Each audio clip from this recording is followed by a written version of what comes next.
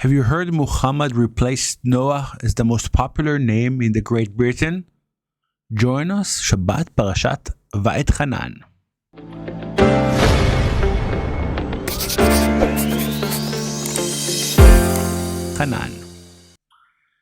Shalom everyone. I've just heard a story from Keith Siegel, one of the hostages that was released. He just released a press conference just another day and talked about the process of when he was there in the tunnels. And he talked about the conversation with the terrorists who kidnapped him. And he said that they really tried to persuade him, convince him to convert into Islam. And out of the many different things that they tried to sell their religion was that they have the biggest growing numbers in their religion. And it's true. There are more people converting to Islam now, more than any other religion in the world. More than that, as I've just mentioned, it is now official. Muhammad is more popular from the name Noah at the Great Britain. What does it tell you? And how is it connected to the weekly portion? It's a complete verse, a quote of Moses. When Moshe talks about how the people were chosen and why did the people start the journey with Hashem and the covenant, he uses the term that defines everything. God chose you not because of your size, not because you were big in numbers. There's always a question. We remember the promise that was given to Abraham, Isaac, and Jacob that our nation is going to be a lot like the sand of the earth or like the stars of the sky. Why is it that the Jewish people are not big in numbers? And more than that, here Moses tells us that's by definition, you won't be big in numbers. I must tell you that as a kid, I was always wondering how is it that we believe that we are doing the right thing, but we are still so small in numbers. Only when I grew up, I understood how many more Jewish people were supposed to be in the process. And yet, it is true. The numbers are small. We are nothing in compared to the world. And yet, so much was done with the Jewish people. I want to talk this week just a bit about the secrets of maybe the definition of being small in numbers. Think about the Jewish great people and great scholars of our time. These are not religious Jews. These are not Orthodox Jews. And you can say that most of them are far away and drifted away from religion. But you cannot ignore the fact that so many of the greatest names, of the most famous names of people that changed the world came out of the Jewish religion. If we're talking about Spinoza, and we're talking about Marx and Freud, we're talking about Einstein, Zuckerberg.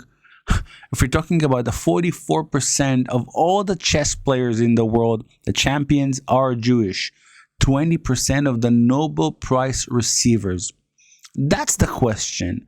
Why is that? That there's something very special in those Jewish people that define them as just more involved, more successful, more, I would say, even doing things in the world in a more stronger way.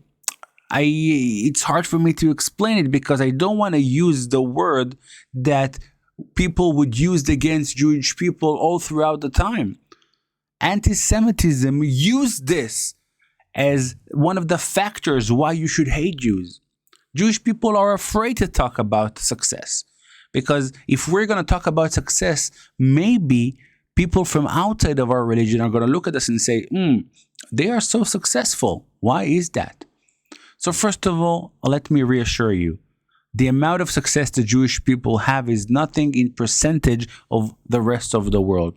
The numbers are small. It's true that in some aspect, the percentage are really high, but generally saying, it's slim to none. The story of the Jewish people and their success comes from the numbers. Think about the fact that we were supposed to be always a minority. It's a story of numbers and a story of exile. Two of the points that are mentioned in this week portion. God has promised us, you will be small in numbers and you also going to be in exile. That's going to be the punishment. And then when you're out there, you need to succeed.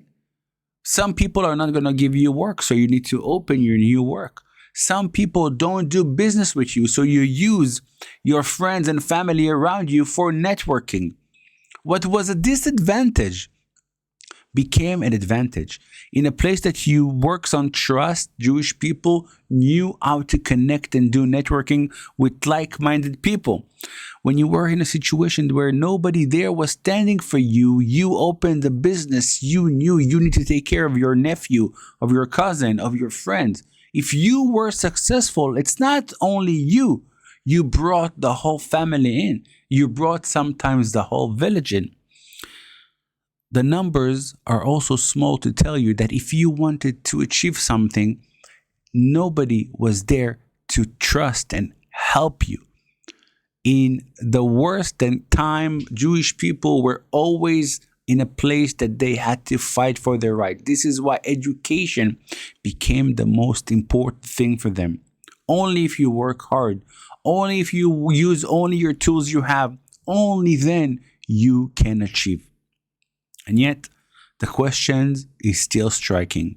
Why Hashem is choosing the people because of their small numbers? Yes, we understand why the numbers made us work hard to achieve more, maybe. Maybe those numbers allowed us to wake up and understand we need to fight and work hard. But why, in the first place, we were chosen with these small numbers? I think the answer is this. The Jewish people, and it's been there in the rest of history, does not grow up a follower. We grow as leaders.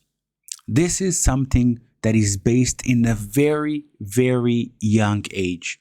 Your responsibility is not only for yourself. You need to remember to take care of your family. You need to take care of your community. And more than that, you need to take care of your nation. One of the strongest selling points for Keith Siegel in the tunnels of Hamas was so many people are converting to Islam. The sad story is that this is also the strongest selling point for the Jewish people. You know why you need to keep your tradition? You know why you need to be connected to your heritage? Because we don't have the numbers. Every person counts. When you are between a sea of people and everybody's like you, if you don't take responsibility, nothing happens. When you understand it's only you and just a few others, every person counts. When every person counts, it's important what you do and how you act, what's your responsibility, and how you will take a leadership role. The story of leadership is the main focus. When you're sitting on the side and minding your own business because you're one of many, you can continue your life quietly in a deserted area, nothing would happen. When you are a Jewish person, you know you will be shaken up. You need to act. You need to question, why am I here? What am I doing with my power? How can I contribute to myself, to my family, to my community, to my nation? This is why Hashem asks people, you will be small in numbers, but you will be strong in power, in might. That's the reason the small numbers of the people of Israel were the secret for their success and for their future. Shabbat Shalom.